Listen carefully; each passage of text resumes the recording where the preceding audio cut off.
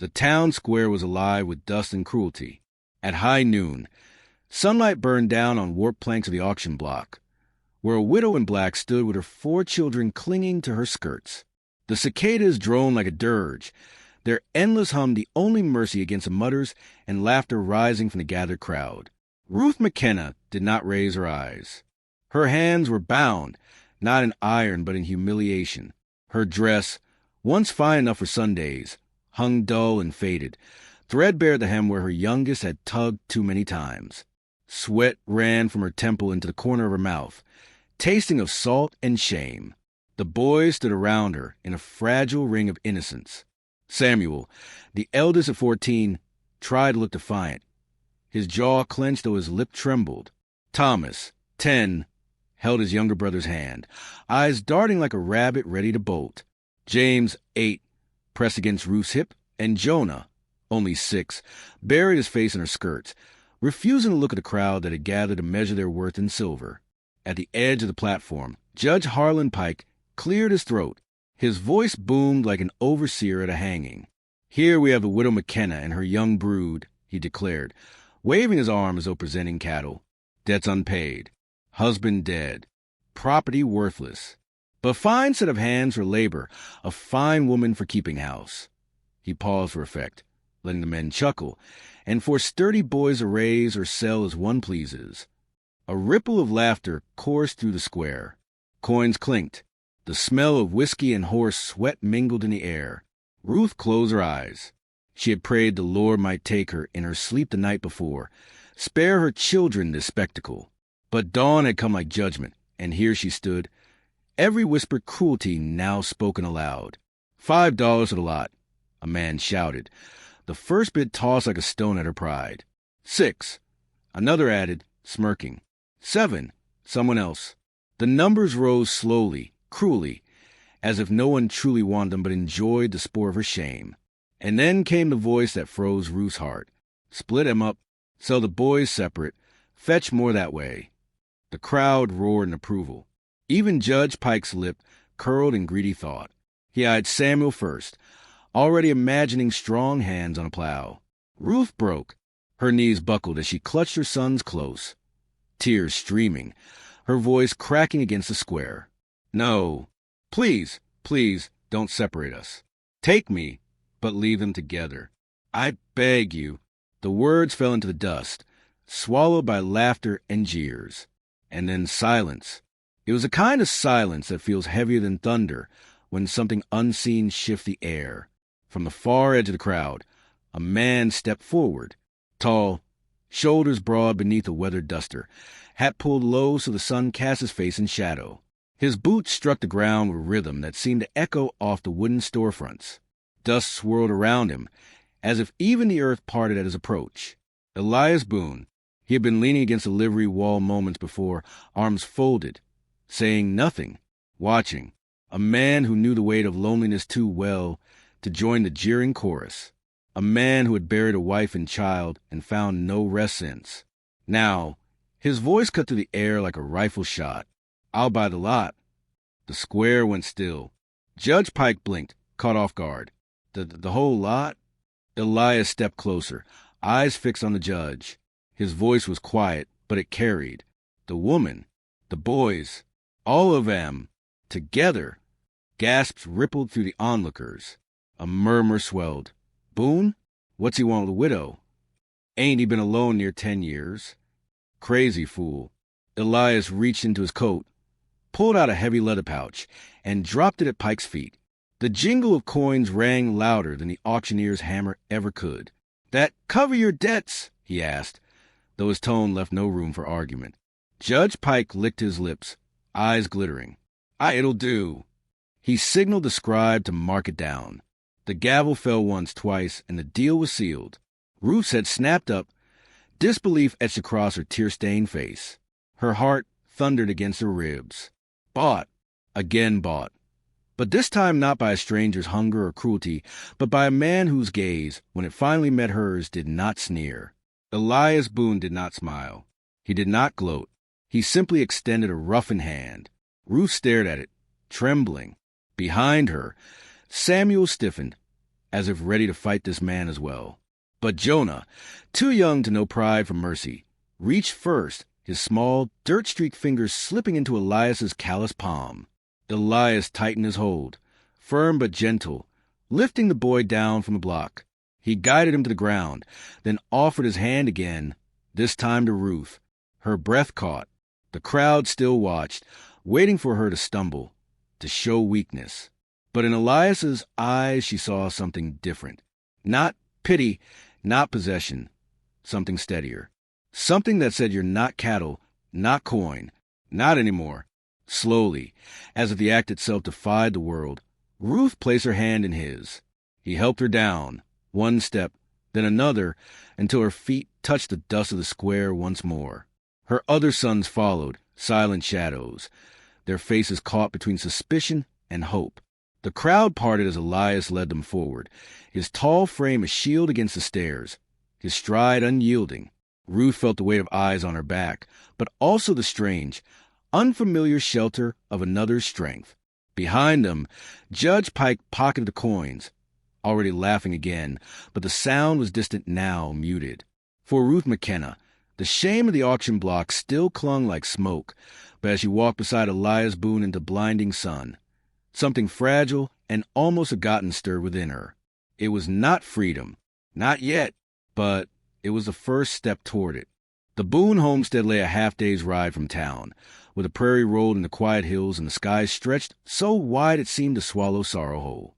By the time Ruth and her boys reached it, dusk had begun to soften the horizon, painting the land in gold and ash. The ranch was modest, worn from weather and work. A barn leaned slightly to one side, the corral fence missing a rail or two. The house itself was plain clapboard, shutters faded, roof patched in places. Yet compared to the auction block, it felt like sanctuary, a place with walls thick enough to keep the world out. Still, Ruth did not trust sanctuary. When Elias opened the door, holding it with quiet nod, Ruth hesitated. Her boys pressed close, waiting for her lead. The air smelled of wood smoke and coffee grounds, of leather worn smooth by years of use. She stepped inside like one might step into a church, wary of breaking something holy. Elias lit a lamp. His movements were slow, unhurried, as if to show he carried no threat. He ladled stew from a blackened pot and placed bowls on the table. "Eat," he said simply. The boys stared at the food, eyes wide. Samuel's chin jutted out in suspicion, but Thomas's stomach growled loud enough to betray him. Jonah climbed onto a bench without waiting, his small hands already reaching. Ruth remained standing. She did not know if the meal was kindness or contract, if the man expected her to pay for it in ways that had nothing to do with coin. Elias seemed to read her hesitation. He sat at the far end of the table, picked up his own spoon, and began to eat in silence. No demand, no stare, just a man filling his belly after a long day. Only then did Ruth guide her sons forward. She ate last, the stew warm and strange on her tongue, carrots, potatoes, a bit of salted beef. Simple food, yet it felt like more than she deserved. That night, Elias gave them the bedroom while he bedded down near the hearth. Ruth lay awake on the mattress, her boys breathing steady around her. Sleep would not come. Every creak of the house, every flicker of the fire reminded her of the unknown man who had bought her freedom and her shame together. She expected him to come through the door, demand what men always demanded, but he never did. Morning broke with roosters and frost on the window. Elias was already outside, splitting logs in the cold dawn, his axe striking with a rhythm steady as a heartbeat. Ruth stepped out, shawl tied around her shoulders. The boys lingered in the doorway, watching. Elias did not greet them with words. Instead, he nodded toward the stacked wood. "Cold night's coming," he said. "Best to be ready." It was not command, not invitation, just statement. Still, Samuel picked up a smaller axe and began to mimic the man's swing. Elias said nothing, though Ruth caught the faintest lift of his brow, as if he approved. So life began, not with declarations, but with quiet survival. Ruth mended shirts at the table, her needle moving through cloth with practiced hands. Elias left boots by the door one evening, their soles worn thin. She said nothing, Only Stitch knew leather to them, setting them back where he'd left them. When he found them, repaired and oiled, he gave a single nod in her direction, eyes meeting hers for the briefest moment. Jonah trailed Elias through the barn, asking endless questions about horses. Elias answered in short phrases, never impatient. Thomas fetched water from the well without being asked, surprising himself more than anyone. James carried kindling. Samuel kept his distance, yet his eyes followed the man's every move, measuring, weighing. Each gesture, small as it was, stitched him into the fabric of this new life. But not all stitches were strong. When Ruth went into town for flour, whispers followed her. Boone bought himself a wife. How long before she pays him proper? Her cheeks burned beneath the stares. She kept her chin high, but shame curled hot in her chest. Miriam O'Rourke, the shopkeeper, slid the sack of flour across the counter and caught Ruth's trembling hand. Her voice was low, almost kind. Don't let 'em break you, child. Folk will talk till the day they die. That don't mean you gotta listen.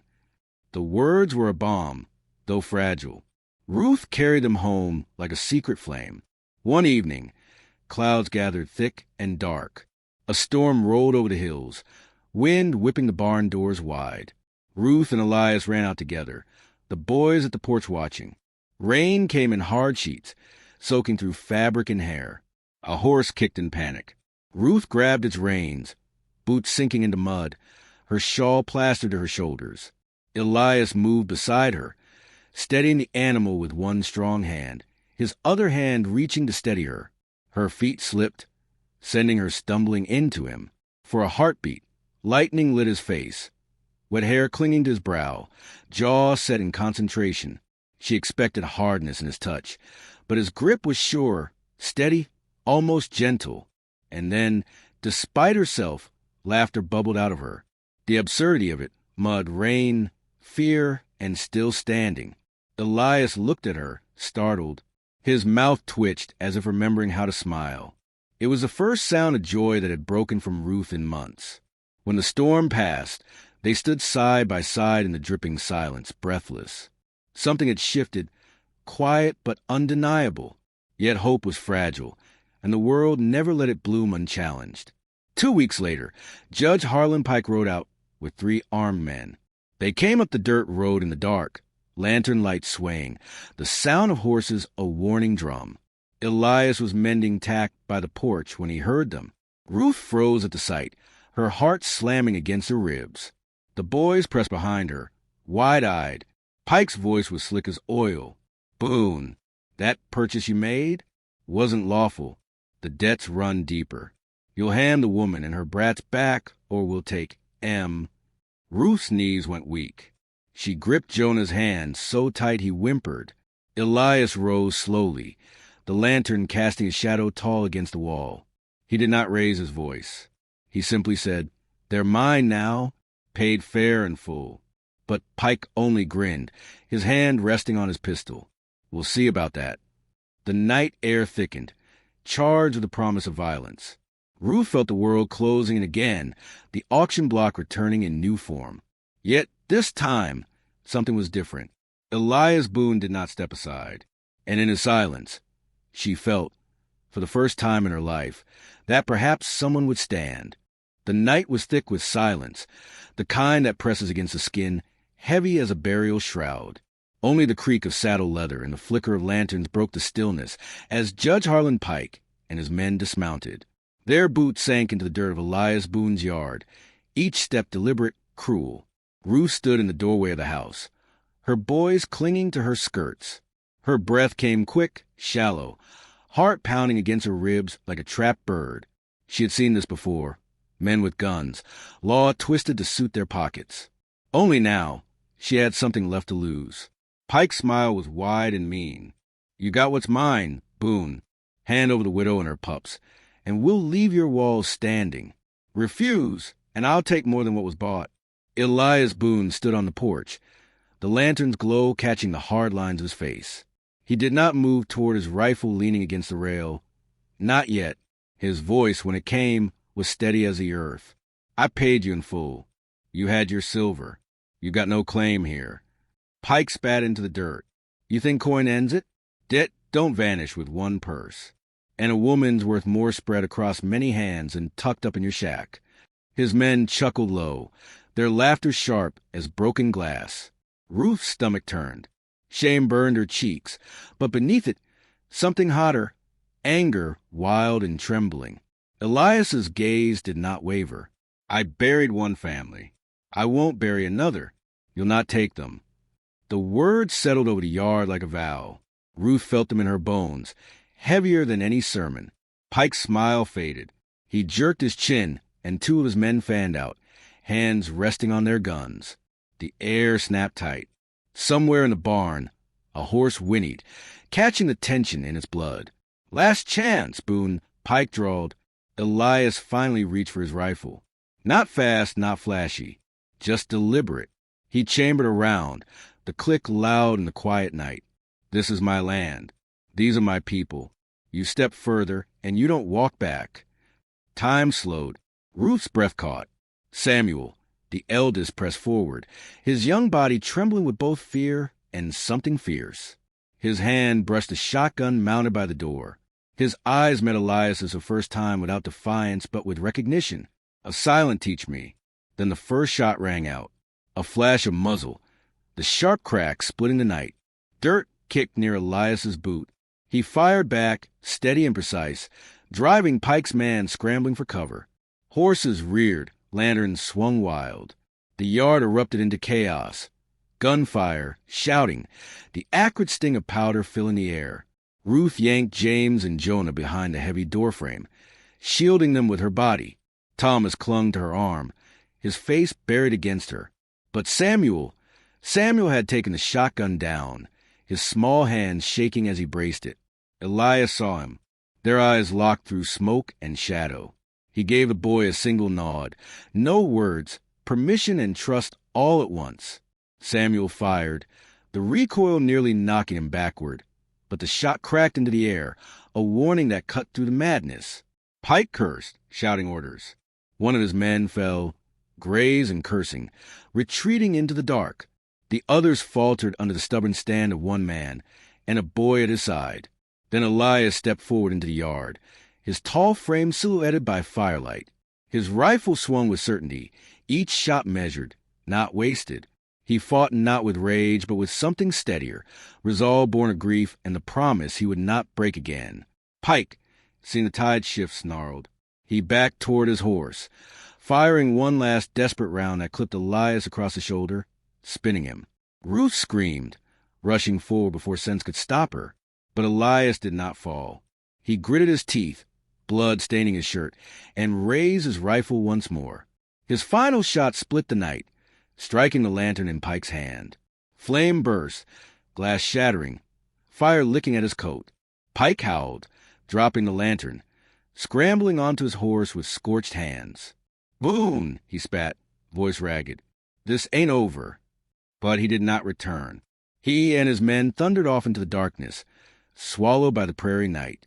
Silence fell, broken only by the crackle of the shattered lantern burning out in the dirt. Ruth rushed to Elias, her hands trembling as she pressed cloth to his bleeding shoulder. His face was pale, jaw clenched, but his eyes, when they met hers, were steady. You fool," she whispered, tears mixing with rain and sweat. "You could have been killed." Elias shook his head faintly. "Better me than you, better me than them." Behind her, Samuel stood frozen, shotgun still clutched, his chest heaving. Slowly, he lowered it. His voice, raw and small, broke the silence. "Pa." The word hung there, fragile as dawn. Ruth's breath caught.